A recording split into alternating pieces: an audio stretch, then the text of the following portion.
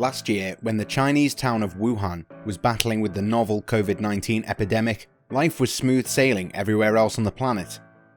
The football leagues were taking place and everyone was focused on how different teams would be looking to achieve their respective goals before the season ended.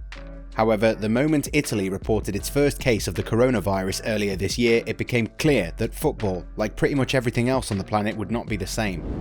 Many leagues slowly started closing shop, with the likes of Belgium, Netherlands and France deciding to end their seasons due to government pressure. However, the likes of Italy, England, Spain and Germany decided to play the waiting game, aware that every league had multi-million-dollar commitments to fulfill. Indeed, many clubs are at risk of losing a lot of money and are going to be unable to recover it in time if the leagues are concluded. While many teams from the English Premier League may have means to recover from the financial stress the epidemic has put the world in, the same cannot be said about a lot of top teams in Italy, Spain and Germany. If we look at the financial side of things, most of the teams in these three countries aren't generating the sort of revenues that are commonplace for a mid-table side in the English Premier League. This is why it was imperative for leagues to start drawing up plans for a long-awaited resumption. More than just helping boost morale, the leagues need to be resumed so that financially stressed clubs are at least able to get the guaranteed money from TV rights deals and sponsorships. With gate tickets and other sources of revenue expected to remain dry for the foreseeable future, it's imperative for football clubs to continue with their activities so that they remain viable businesses for their owners. Therefore, in the backdrop of all this, it became essential for one league to take a stand and serve as a blueprint for other leagues around the globe in what we can call a post-COVID football future. So it was quite an amazing moment when it became official that the German Bundesliga would become the first league in Europe to officially resume after several weeks of inactivity. Germany, just like Italy, had borne the brunt of the pandemic, but the authorities managed to put in effective measures that curtailed the spread of the contagion. Due to these efforts, the league was able to put together a roadmap that targeted resumption of games in the early weeks of May. While the games in Germany without fans cheering on their heroes are called ghost games, it's a different world out there. We need to take what we can get for now. There's hope that eventually things will get better and fans will come flocking in to watch their beloved teams in action. It's not an ideal situation right now, but it has been a huge relief to see a top league resume its activity without having to worry about the consequences. The resumption of football activity in Germany has received a lot of praise from all quarters, which is justified given the sheer amount of work all the stakeholders have put in to make all of this possible. It's good to have hope, and in these testing times all of us could do with some.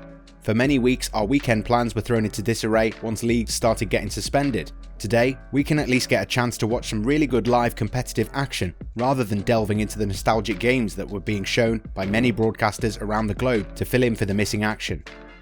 For almost 2 months, we did not get to see whistles blown, players clattering into one another or celebrating a goal, managers barking orders from their dugout, and many other moments that add to the beauty of the game. Today we can at least tune in and watch a good old game of football without worrying ourselves with the odd curveball life has a habit of throwing our way. With or without fans in the stands, the return of football is a sight for sore eyes. On May 16th, a bit of normalcy was restored in an otherwise chaotic world when the first Bundesliga game took place as the Westfalenstadion saw bitter rivals Borussia Dortmund and Schalke 04 lock horns in the first Revier derby of the new decade. The atmosphere may have seemed weird since there were no tifos to add to the proceedings. Those around the dugouts were wearing face masks, while handshakes were replaced by elbow bumps. The build-up to the game was quite interesting as well. The match officials arrived on the pitch for the pre-match protocol while wearing masks. Members of television networks were having their temperatures checked by health officials. Dortmund's ball boys were disinfecting the balls before players emerged from the dressing rooms to warm up.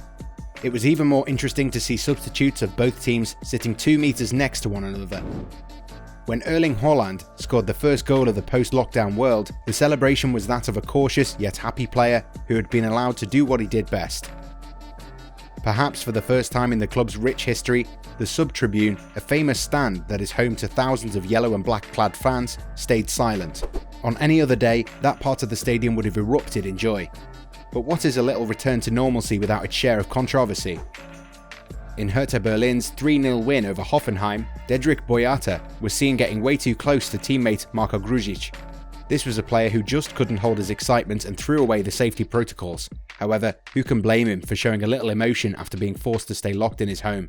Augsburg lost 2-1 at home to VfL Wolfsburg, but the highlight of the build-up to the game was the absence of their coach, Heiko Herrlich, who was ordered not to show up after he was caught breaking quarantine rules by choosing to buy himself a fresh tube of toothpaste. The opening day proved that it would not require a gargantuan effort to resume leagues in other parts of the world. The Premier League, La Liga and Serie A now know who they're supposed to call for advice or some words of wisdom. The blueprint is there, and all the other leagues have to do is ensure that everything is executed to perfection. Even NHL, NBA, MLB and NFL would be watching the league in Germany and taking notes on how to make things work. But at the end of the day, we also need to be a little bit more realistic, even though we're finding it hard to contain our emotions at the moment. It's inevitable that a small outbreak results in a few games getting suspended as long as the vaccine is not created, so yes, there is some trepidation. The reason why Germany was able to get its football industry back in business was because the country was able to control the virus and showed the world how it's done. Rigorous testing and tracing ensured that the athletes and coaching staff were in a position to start returning to daily lives. For UK and other countries, there's still a long way to get to this milestone. Live sports returning isn't a pipe dream, but for many states it isn't an easy operation either.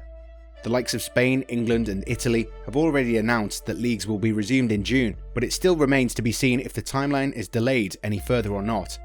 At present, the English Premier League is conducting regular screenings for players and coaches to ensure that no player is infected with the virus before they step onto the field or report for training.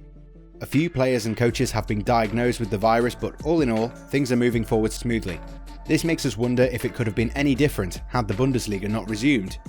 It does feel like the resumption of football in Germany has given the other top 5 leagues the confidence that resuming football isn't a peak they cannot summit. This also makes the decision made by concerned authorities to conclude leagues in the Netherlands and France hasty. Clearly there was a lot of football left to play for in both leagues, and many clubs aren't too happy with the decision. Olympique Lyonnais, in particular, have made it known publicly that the decision to conclude Ligue 1 was hasty, and they are even taking matters to the local courts. It's a similar story for those teams that were fighting for their survival. This makes us wonder if all this drama could have been avoided had the authorities been a little more patient. While it would have been easy for Germany to abruptly conclude their leagues, they waited patiently and planned things accordingly. Now that football is effectively back for good, we also need to address the issue of player performance, elements of which can be contributed by the atmosphere inside the stadium. For instance, because of its sheer size, Westfalenstadion isn't a great venue for football matches when there are no supporters. The layout of the stadium is such that the noise stays in and the atmosphere generated is intense to say the least. Modern problems call for modern solutions, so it might not be a far-fetched idea if low-level crowd noise could be introduced to add an extra dimension to the broadcast. This will definitely help improve viewer experience, while the players will also feel slightly motivated to do well. An eerie silence that follows after a goal scored is definitely not something we're used to, so just imagine the sadness players go through when they put their team in front or score at the death.